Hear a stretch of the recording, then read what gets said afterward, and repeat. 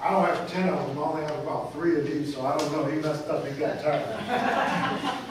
But the first principle is people are motivated by their self-interest.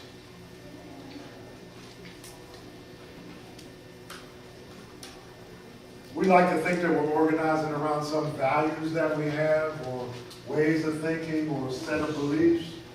But bottom line, we're organizing around self-interest. The way Beckwith says, he says, human nature fails the angel test every time. Because human nature breaks down to a point that people go for what works for them and what's going to benefit them personally. Real personally. So ultimately, we have to understand that as organizers to be good organizers and to really make it work. When we go through our life, we're taught every day that you can't make a change. We learn that all the time, in all kinds of ways. We learn it from when we go to school and we're taught how to fold our hands and sit at our desk quietly. We learn it every time we look at the politicians stealing money and nobody does nothing about it. I learn it when I see the penguins just pocketing money and going where they go. Bringing it, carrying it right out of the Hill District and taking it away. We see all these injustices around us all the time, and what we start to learn is it's not possible to really make a change. The rich keep getting richer, and people are getting these big bailouts, and it just doesn't even make sense. And we keep seeing this happening in front of us. I'll go back to my students in class. Think about the last time you were in a room, and this might become the room in a minute, and it was too hot or too cold. What do? You sit there and you think, it's too hot, it's too cold. Then you start looking around, see if there's a thermostat or something like that. Then you try to figure out, well, if there's no thermostat, you keep looking around, then you say, then you start to get comfortable. You say, oh, it's too hot or too cold. Let's sit. Because you can't see a way to get at it. You know, you can't. The self-interest is motivating you, but you can't see a way to get at it and really make that change. If you saw a way to get at it, you'd organize it. If you knew who had the switch, you'd go try to get it. But our self-interest keeps us in a particular place. We act in an arena within which we think we can have an impact.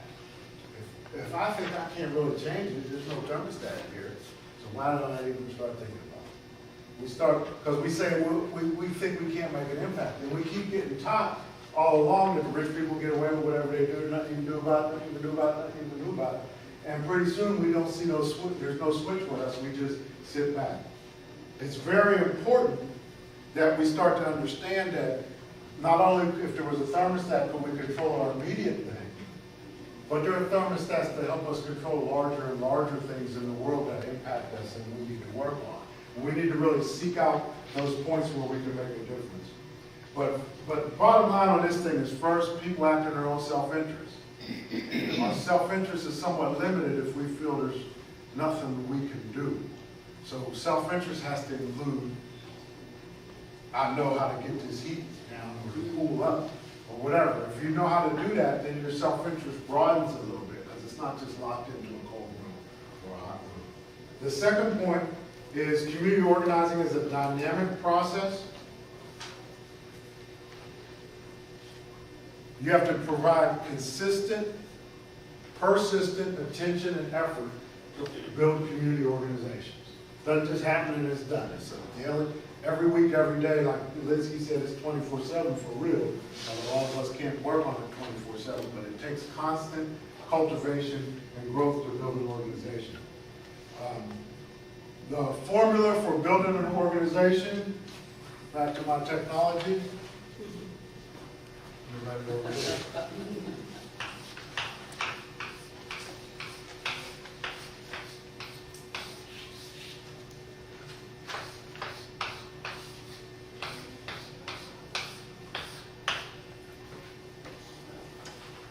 I might do it wrong, but that stands for fight, win, fight, lose, fight harder. And the key concept here is, as we're building a new group, we want to take on things that are winnable early on. And we need to take on those things, and even if it's an easy thing, we need to take it on and fight for it in the same way we're going to have to fight for those hard things. So with my students in the class, it was probably better if we went down and see the dean to start. Even though he had nothing to do with it and all that kind of stuff. And it was a more intensive struggle because I'd be preparing the group for future hard battles, as opposed to just turning the thermostat or making the phone call. Because if the first things we learn how to do are make the phone call, that's all we're going to want to do. So when things get tight and hard, we're going to want to do that same phone call to see if it solves it. We're not going to be ready, prepared. We're learning as we build a new organization by going through those early issues that we pick on the methods that we can use to get things done, and we're preparing for bigger battles ahead. So when we build an organization, a community organization, we should be preparing for those bigger battles. So the second thing was the dynamic process. The third thing is we need to learn how to deal with conflict and confrontation. And conflict and confrontation is here among us. We've got to figure out how to deal with it among our group, but we also got to prepare for conflict and confrontation with the other side. And that includes like negotiation, which is a way to mediate or lessen or work through conflict and confrontation with the other side. There's a lot of things we can solve with a phone call, but the fundamental problems we're trying to solve in our neighborhoods won't work with a phone call. There's some confrontation going to be involved because there's a power dynamic that we're always wrestling with, and we need to prepare for that from the beginning. And the fourth thing is we need to take into account the fundamental way that we define the issue. Our job as organizers, more than almost anything else, is to define, frame, and cut issues. We need to look at a problem and then figure out how to turn that problem into an issue that is immediate, specific, and winnable. So we're looking at a big, sometimes we take real big problems and we can't really figure that out, but we're going to get to the point where we can get a problem and turn it into something that's immediate, specific, and realizable.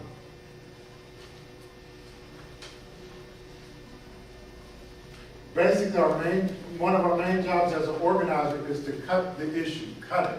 That's what they say sometimes, organizers say cut the issue, but you're taking a problem and cutting the issue out of the problem that you can work on that is immediate, and that means that either the benefit that people will get will be clear and easily seen, you can really touch the benefit that people get, or the lessening of the danger would be immediate. It doesn't have to just be immediate benefit. You could stop a bad situation immediately. But there's a real definite, the harm that people would suffer from inaction gets changed right away because you take action. The other thing is it has to be specific. We need to have a specific problem we're dealing with and a specific solution we propose. So not just specific in terms of the issue and the problem, but specific in terms of the solution that we're trying to get. Vacant buildings are a problem. The building that we want this building to be torn down by the end of the month is the issue. Problems vacant buildings, this building by the end of the month is the issue. Realizable or winnable is the other thing.